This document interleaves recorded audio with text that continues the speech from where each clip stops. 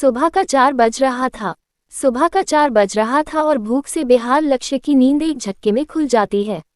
उसका सिर थोड़ा भारी था और आंखों में हल्की जलन।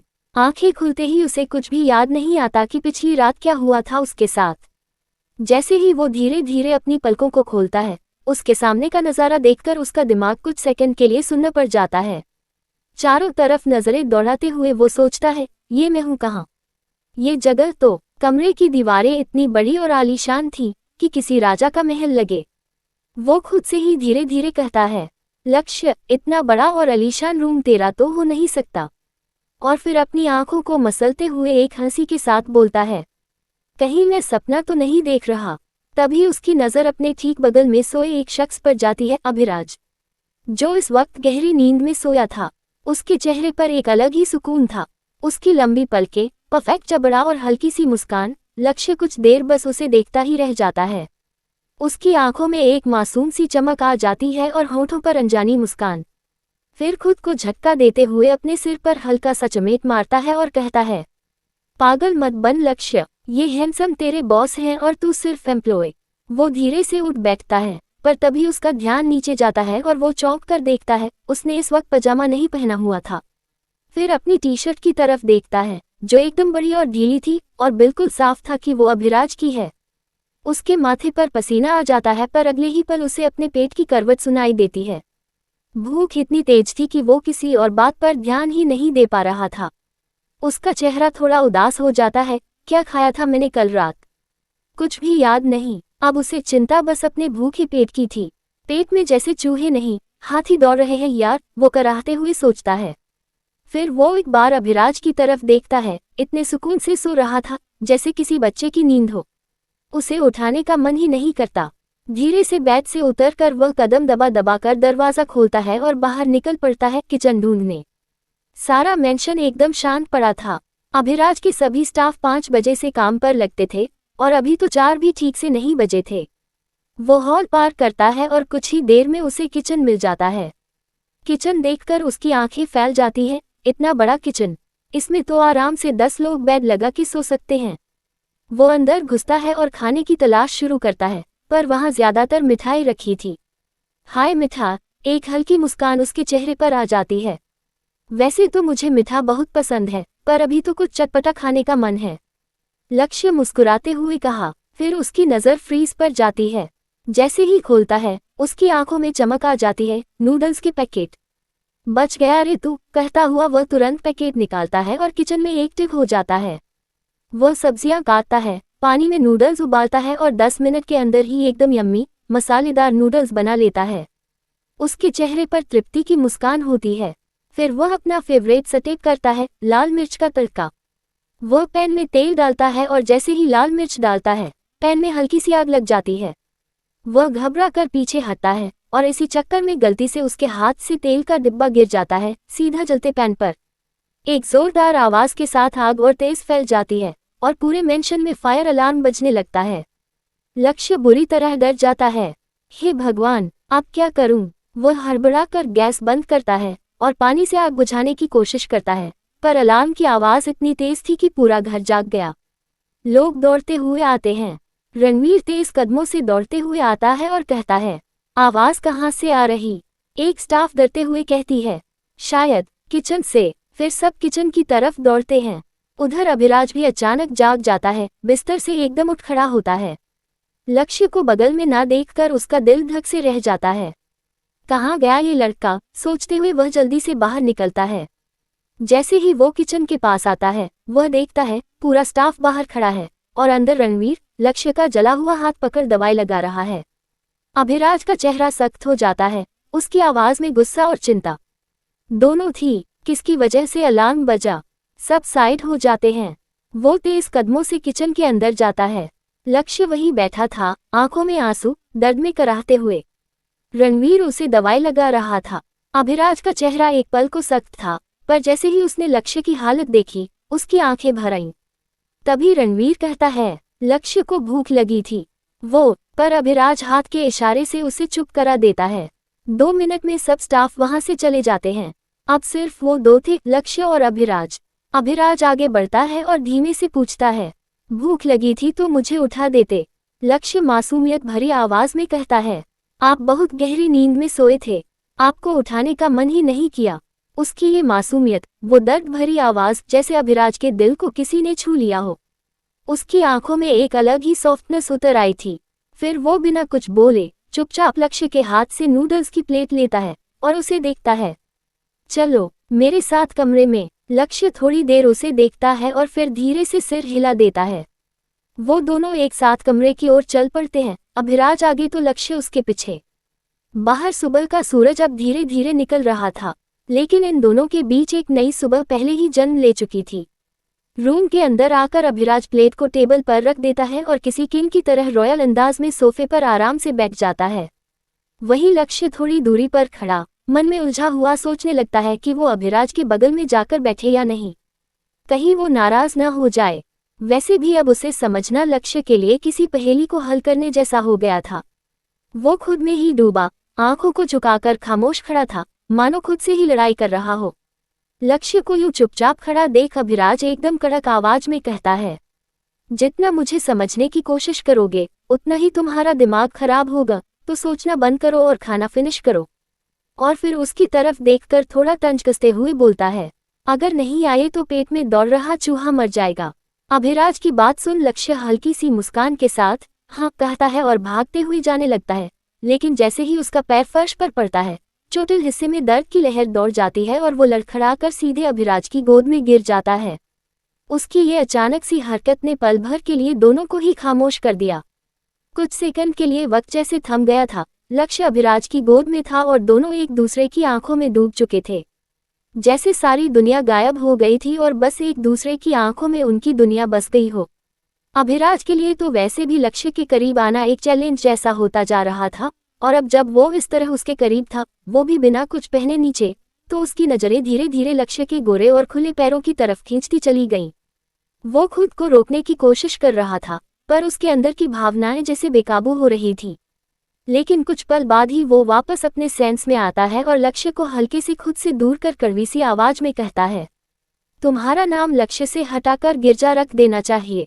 और फिर ताना मारने वाले टोन में कहता है, जब देखो गिरते पड़ते ही रहते हो। अभिराज का ताना सुन लक्ष्य अपने चेहरे पर पाउट बनाकर मासूमियत से कहता है, जानबूझकर थोड़ी न गिरा, मैं तो बस गलती से गिर गया था। वहीं अभिराज के होठों पर हल्की सी मुस्कान आ जाती है और वो मन में ही कहता है, काश ऐसी गलती तुम पूरी जिंदगी करते रहो। तभी लक्ष्य उसकी तरफ मासूमियत से देख कहता है, सॉरी, मेरी वजह से आपको प्रॉब्लम हुआ। वो मैं गलती से फैक्ट्री में सो गया था और मुझे पता ही नहीं चला कि कब सब मुझे छोड़कर चले गए। लक्ष्य लगातार अपनी सफाई देता जा रहा था और अभिराज बिना एक बार भी पलके झपकाए बस उसे निहारता जा रहा था। उसके मासूम चेहरे, झुकी आंखों और हल्के हकलाते शब्दों में एक ऐसा जादू था जो अभिराज के सख्त दिल को भी अंदर से छू रहा था। तभी लक्ष्य अपनी बात आगे बढ़ाता है, आज ऐसा कुछ होता ही नहीं अगर आपने मुझे उस साइट पर जाने को कहा ही नहीं होता तो। ये सुन अभिराज अपनी आईब्रो उचकाते हुए एकदम कड़क टोन में कहता है, मतलब सारा गलती मेरा है। वही लक्ष्य थोड़ी घबराई सी मुस्कान के साथ हकलाते हुए कहता है, ना नहीं, मैं तो बस। लेकिन लक्ष्य की बात को बीच में ही काटते हुए अभिराज फिर कहता है, मेरा वक्त बर्बाद मत करो और चुप होकर खाना फिनिश करो। उसकी कड़क और गंभीर आवाज सुनकर लक्ष्य झट चुप हो जाता है और चम्मच को हाथ में उठाकर खाना खाने की कोशिश करता है, पर अपने मन में बुदबुदाते हुए कहता है, लक्ष्य अब नो बड़बड़ और नो गड़बड़, शांति से खाना खा, वरना मिस्टर हैंडसम ही तुझे खा जाएंगे। पर उसके हाथ जले हुए थे, वो चम्मच ठीक से पकड़ भी नहीं पा रहा था और भूख इतनी तेज थी कि वो खुद को कंट्रोल नहीं कर पा रहा था। वो धीरे धीरे अपनी चमकती मासूम आंखों से अभिराज की तरफ देखने लगता है। उसकी नजरों में एक सीधी सी गुजारिश थी। अभिराज उसे ऐसे देखते ही सब कुछ समझ गया था और लक्ष्य के कुछ कहने से पहले ही वो ठंडी आवाज में बोल उठता है, सोचना भी मत कि मैं तुम्हें खिलाने वाला हूँ। पर लक्ष्य भी अब कोई मौका छोड़ने वालों में से नहीं था। वो अपने मासूम आवाज में धीमे से कहता है, ओके, मैं बाहर जा रणवीर भैया से कह देता हूँ, वो मुझे खिला देंगे। और फिर अपने जले हुए हाथों को देखते हुए मुस्कुराकर कहता है, वैसे भी वो बहुत अच्छे हैं, कितने प्यार से उन्होंने मेरे हाथ में दवा लगाई थी। लक्ष्य के मुंह से किसी और मर्द की तारीफ सुनकर अभिराज के अंदर कुछ उबलने लगता है। उसकी आंखों में गुस्से की लाली फैल जाती है और वो चुपचाप उसके हाथ से चम्मच लेता है और प्लेट से नूडल्स उठाकर सीधे लक्ष्य के मुंह में डाल देता है। लक्ष्य चुपचाप खाते हुए मन ही मन सोचता है, कैसे पत्थर दिल इंसान है ये, ठीक से खिलाना भी नहीं आता।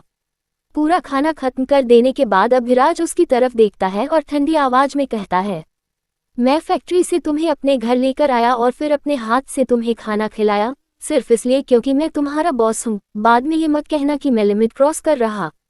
इतना कहकर वो बेड पर जाकर आंखें बंद किए ही लेट जाता है और बिना आंखें खोले ही कहता है, तुम्हारा हो गया हो तो आकर सो जाओ, कल ऑफिस भी जाना है। तो लक्ष्य भी चुपचाप सोफे से उठकर अभिराज के बगल में जाकर लेट जाता है, थोड़ी सी झिझक और थोड़ी सी मुस्कान के साथ। रात ऐसे ही बीत जाती है। सुबह का वक्त हो रहा था। लक्ष्य अब तक गहरी नींद में ही सो रहा था और सोते वक्त वो बिल्कुल छोटे बिल्ली के बच्चे की तरह लग रहा था। उसका मासूम सा चेहरा और बालों की लट जो उसके माथे पर गिरी हुई थी उसे और भी प्यारा बना रही थी।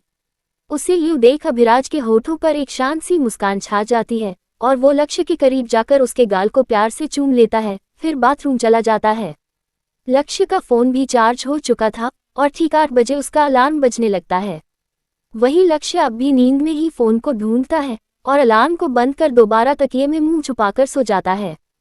कुछ ही देर में अभिराज भी बाथरूम से बाहर आता है, बस अपनी कमर पर टॉवल लपेटे हुए।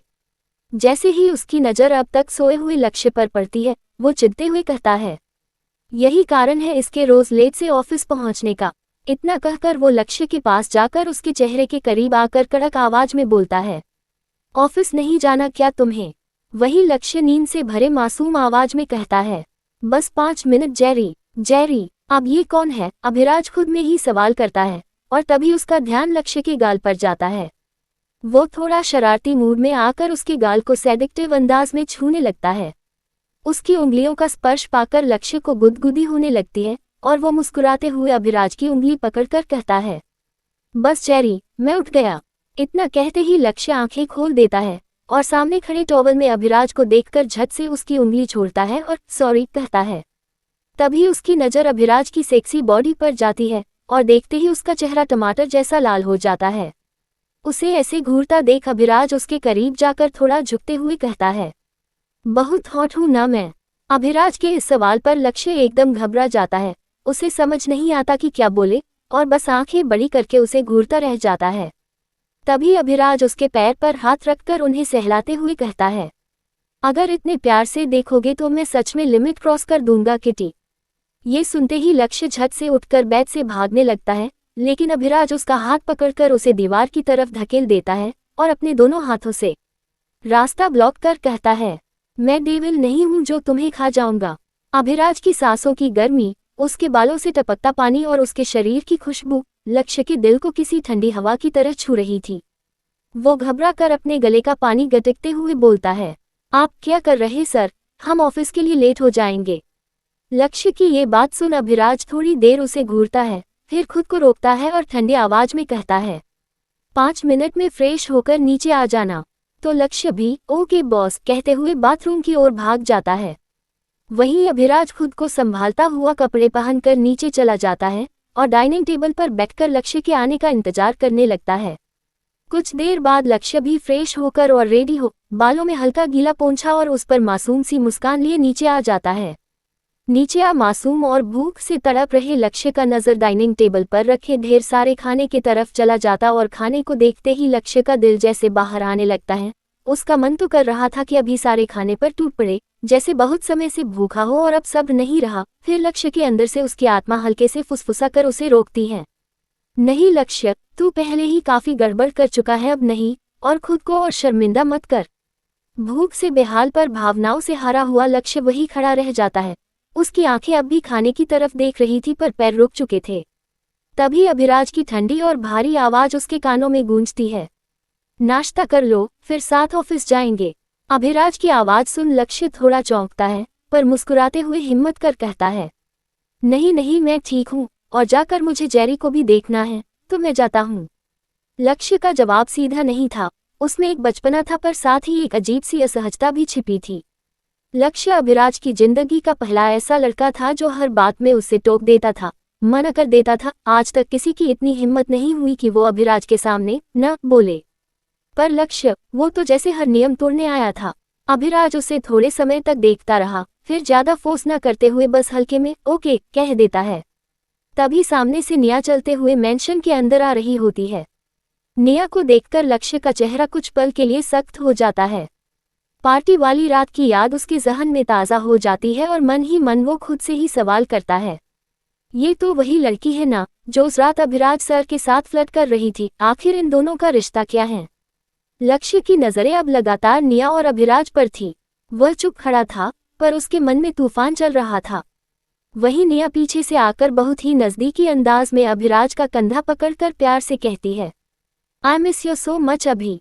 उसके हावभाव और आवाज से साफ लग रहा था कि वो दोनों एक दूसरे के बहुत करीब हैं। ये देख लक्ष्य की आंखों में हल्का दर्द झलक जाता है और वो मन ही मन और उलझ जाता है। फिर निया की नज़र लक्ष्य पर जाती है और वो पूछती है, ये कौन है? निया के सवाल पर अभिराज बिना किसी खास एक्सप्रेशन के कहता है, ट्रेन है, इंटर्नशिप के लिए आया है। फिर उसकी आंखें सीधे लक्ष्य पर पड़ती हैं और वह अपनी कोल्ड आवाज में सख्ती से कहता है, तुम गए नहीं, तुम्हें जाना था ना। अभिराज की ये बात सुनकर लक्ष्य मन ही मन चिढ़ता है और खुद से ही कहता है, लड़की आई तो मुझे भगा रहे हो, कैसे बॉस हैं? पर चेहरे पर मुस्कान लाकर थोड़ी शरारत भरी मासूमियत के साथ जवाब देता है, वो मैं सोच रहा था कि नाश्ता करके आपके साथ ही ऑफिस चला जाऊं। इतना कह वह बिना अभिराज के परमिशन के ही बेशर्मी से एक कुर्सी खींचकर बैठ जाता है, जैसे कुछ हुआ ही ना हो। लक्ष्य की ये मासूम और थोड़ी नटखट हरकत देख अभिराज के होठों पर अनदेखी सी मुस्कान आ जाती है। वो दिल ही दिल में मुस्कुरा देता है, पर चेहरा अब भी वैसा ही सख्त बना रहता है। अभिराज ने मन ही मन आज एक फैसला ले लिया था, लक्ष्य को जलाना है, वो भी इतना कि उसके दिल में आग लग जाए। तो वह निया की तरफ देखकर मुस्कुराते हुए कहता है, तुम क्यों खड़ी हो, आओ बैठकर मेरे साथ नाश्ता करो। निया को ये सब बहुत अजीब लग रहा था। अभिराज इतना प्यार से बात कर रहा था उससे, जो अक्सर नहीं होता। वो थोड़ी उत्सुक थी जानने के लिए कि क्या हुआ है आज, पर वजह चाहे जो भी हो, निया बहुत खुश हो जाती है और उसके बगल में आकर बहुत करीब बैठ जाती है। कुछ ही पल में सर्वेंट आकर निया की प्लेट में भी खाना सर्व कर देता है, पर निया की उंगली पर चोट था और वो ठीक से खा नहीं पा रही थी। उसकी ये तकलीफ देख अभिराज निया की उंगली अपने हाथ में लेकर धीरे से पूछता है, तुम्हें ये चोट कैसे लगी? उसका इस तरह से परवाह करना निया को बहुत अच्छा लगता है। उस पर एक सुकून सा छा जाता है। पर ये सब देख लक्ष्य के दिल में जैसे बर्फ की जगह आग भर जाती है। उसकी मासूम सी आंखें अब नम होने लगी थी। वो हर पल अभिराज को निया के साथ देख रहा था, सुन रहा था और अंदर ही अंदर टूट रहा था। वहीं निया अभिराज के पैर पर अपना हाथ रखकर कहती है, कट गई थी किचन में। अभिराज लक्ष्य के जलते चेहरे को देखकर थोड़ा और आगे बढ़ जाता है और चम्मच उठाकर निया की प्लेट से खाना लेकर उसकी तरफ बढ़ाते हुए कहता है, फिर किचन जाने की जरूरत ही क्या है, तुम जैसी हसीन लड़की को। निया कुछ नहीं कहती, बस हल्की मुस्कान के साथ वो खाना अभिराज के हाथों से खा लेती है और फिर अभिराज खुद ही उसे अपने हाथों से खिलाने लगता है, बहुत प्यार से, बहुत करीबी से। अब तो जैसे हद ही हो गई थी। लक्ष्य की प्यारी सी मासूम आंखों में अब आंसू भर चुके थे। उसका दिल जैसे फट रहा था। उसका चेहरा बिल्कुल उदास और टूट चुका था। वो कुछ कहे बिना अपने आंसुओं को छुपाते हुए धीमी और कांपती आवाज में बोलता है, मेरा हो गया, मुझे जाना है, मैं आपको ऑफिस में मिलता हूँ। इतना कहकर वो तुरंत वहां से पलटकर भाग जाता है, ऐसे जैसे और एक पल वहां रहना अब उसके लिए मुमकिन ना हो। उसे इस तरह भागता देख निया चिढ़ते हुए बोलती है, कितना बदतमीज बच्चा है, बिना तुम्हारे परमिशन के बैठ गया और चला भी गया। निया की जुबान से लक्ष्य के लिए ऐसी बात सुनकर अभिराज का खून खौल जाता है। वो निया की तरफ देखकर ठंडी पर तीखी आवाज में कहता है, तुम्हारा हो गया हो तो जा सकती हो। अभिराज के तेवर एकदम बदल चुके थे। उसकी आंखों की ठंडक अब बर्फ की नहीं, गुस्से की थी। निया उसकी ये हरकत देखकर थोड़ी घबरा जाती है और धीमी आवाज में थोड़ा उसके और करीब आकर कहती है, क्या हुआ बेबी, तुम नाराज क्यों हो रहे? कोई बात नहीं, मैं तुम्हारी सारी नाराजगी दूर कर देती हूँ। इतना कहकर निया उसके होठों को चूमने ही वाली थी कि तभी अभिराज उसे एक झटके से खुद से दूर कर देता है और सख्त आवाज में कहता है, कहा था ना मेरे करीब मत आया करो, समझ नहीं आता तुम्हें। गेट लॉस्ट निया। उसके गुस्से से भरे शब्द जैसे निया के कानों में आग बनकर घुसते हैं। वो सहम जाती है, हक्का बक्का हो जाती है। तभी रणवीर वहां आता है और निया से शांति से कहता है, मैम अभी आपको जाना चाहिए। नेहा कोई जवाब न देते हुए बस वहां से चली जाती है। फिर अभिराज का चेहरा और ठंडा हो जाता है और वो रणवीर से कहता है, अपने आदमियों को कहो लक्ष्य के पीछे जाएं। रणवीर भी तुरंत जवाब देता है, ओके बॉस, और वहीं से सब कुछ एक नए मोड़ की तरफ बढ़ जाता है। सुबह के 9 बज चुके थे। वही लक्ष्य अपने प्यारे जेरी को दूध पिलाने के बाद अपने घर से ऑफिस जाने के लिए निकल चुका था। थोड़ी ही देर में वह अपने ऑफिस भी पहुंच जाता है। उसके आते ही प्रिंस के होठों पर एक प्यारी सी मुस्कान छा जाती है, जैसे किसी ने उसका दिन ही बना दिया हो। वो खुशी से चमकती आंखों के साथ लक्ष्य के पास आता है और मुस्कुराकर कहता है, कितने दिनों के बाद मिले हो लक्ष्य तुम। तभी पास खड़ा समर थोड़ा चिढ़ते हुए बोल पड़ता है, परसों ही तो मिले थे हम। समर के इस ताने को सुनते ही प्रिंस उसकी ओर गहरी नजरों से घूरते हुए कहता है, हाँ तो पूरे 1 दिन के बाद मिला हूं तो हुआ ना। समर अपनी आंखें रोल कर देता है, जैसे कह रहा हो कि ये भी कोई बात हुई। तभी वहां आरव और पाखी भी आ जाते हैं, लेकिन दोनों के चेहरे पर एक अजीब सी उदासी छाई हुई थी। वो मुस्कुराने की कोशिश कर रहे थे, पर उनका चेहरा जैसे कोई दर्द बयां कर रहा हो। उन्हें यूं उदास देख लक्ष्य के दिल में एक अजीब सी फिक्र पैदा होती है। वह चिंतित लहजे में पूछ बैठता है, क्या हो गया तुम दोनों को, ऐसे चेहरा लगता क्यों है। लक्ष्य की परवाह भरी आवाज सुनकर आरव थोड़ा संभलते हुए अपने मन के झंझावातों को छुपाने की कोशिश करता है। वो हल्के से मुस्कुराकर कहता है, कुछ नहीं लक्ष्य, बस सर में थोड़ा दर्द हो रहा है। उसके बोलने की अदा में भी एक थकी हुई सी मासूमियत थी। आरव की यह बात सुनते ही समर एकदम उसके करीब आ जाता है और एक फ्लिटी अंदाज में चुटकी लेते हुए कहता है, ओह क्यूट बॉय, लाओ मैं सर दबा देता हूँ। और अपनी तारीफ खुद ही करते हुए वो आगे जोड़ देता है, वैसे मैं बहुत अच्छा मसाज करता हूँ। समर का यूं किसी और के क्लोज जाना पता नहीं क्यों, पर प्रिंस को बिल्कुल भी अच्छा नहीं लग रहा था। उसे जैसे अंदर ही अंदर जलन हो रही थी। वो बिना कुछ कहे झट से समर को आरव से दूर करता है और उसे अपने पास खींचकर उसके गर्दन के चारों ओर अपना हाथ घुमा लेता है। उसकी मुस्कान तो चेहरे पर थी, पर आंखों में अधिकार था। अगर ये मसाज करेगा तो तुम कल तक बचोगे नहीं आरव। और फिर उंगली दिखाते हुए उसने कहा, तो अच्छा होगा समर से दूर रहो। प्रिंस का ऐसा कहना और उसका इतना करीब आ जाना समर के दिल को धड़कने पर मजबूर कर देता है। समर की धड़कनें तेज हो जाती हैं, इतनी ज्यादा कि उसे डर लगने लगता है कहीं प्रिंस सुन न ले। बेचारा समर उस पल में तो बस यही चाहता है कि थोड़ी दूरी बना ले, ताकि उसका दिल उसकी सच्चाई उजागर न कर दे। लेकिन प्रिंस ने उसे इस तरह कसकर पकड़ रखा था, जैसे समर उसका कोई अनमोल खजाना हो जिसे वो किसी से भी बांटना नहीं चाहता। लक्ष्य को प्रिंस की बात सुनकर ऐसा लग रहा था जैसे वो आरव को खुलेआम धमकी दे रहा हो कि समर से दूर रहो। पर ज्यादा सोचने का समय नहीं था, इसलिए लक्ष्य सबको अब काम पर लगने को कहता है। तभी पाखी जोर से चिल्लाती है, तुम सबको सिर्फ एक दूसरे की फिक्र है। और फिर अपनी आंखों में आंसू लिए रोंदू सी शक्ल बनाकर कहती है, किसी को मेरी परवाह नहीं है, सब खुद में ही लगे रहते हैं, सब धोखेबाज हैं। पाखी की इन मासूम गुस्से भरी बातों को सुनकर आरव पीछे से उसे हक कर लेता है और उसके बालों में उंगलियां फिराते हुए कहता है, अरे ले मेरी जान, हम सबको तेरी बहुत परवाह है। वही लक्ष्य भी एक प्यारी सी मुस्कान के साथ दोनों को गले लगा लेता है और कहता है, और मुझे भी यार। इन सब की दोस्ती देख दूर खड़ा अभिराज सब कुछ चुपचाप देख रहा था। वो बस ये देखने आया था कि लक्ष्य ठीक है या नहीं। और जब उसने देखा कि लक्ष्य मुस्कुरा रहा है, सबके साथ हंस रहा है, तो उसके दिल को भी एक गहरा सुकून मिल गया। उसने सबका मूड देखकर खुद को बहुत हल्का महसूस किया और बिना कोई डिस्टर्बेंस किए चुपचाप वहां से चला गया। वही पाखी थोड़ा उदास होकर कहती है, तुम दोनों तो हो मेरे साथ, पर करण नहीं है, इसलिए पाखी उदास है। करण का नाम सुनते ही लक्ष्य और आरव दोनों एक दूसरे का चेहरा देखने लगते हैं। उनकी आंखों में चिंता, उलझन और कुछ छिपी हुई बातें थीं। पाखी उनकी खामोशी को देखकर कहती है, पाखी करण से प्यार करती है। पर वो सिर्फ इतना कहकर वो चुप हो जाती है।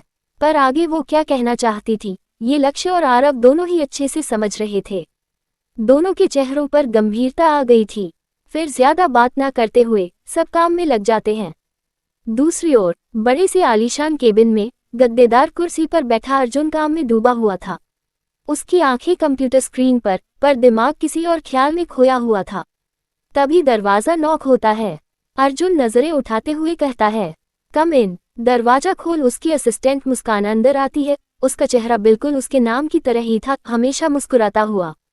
वह मॉडल जैसी सुंदर थी, और आज भी अपनी प्रोफेशनल सी ड्रेस में किसी फिल्मी सीन का हिस्सा लग रही थी। मुस्कान के चेहरे पर वही आत्मविश्वास झलक रहा था जो अर्जुन को सबसे ज्यादा पसंद था।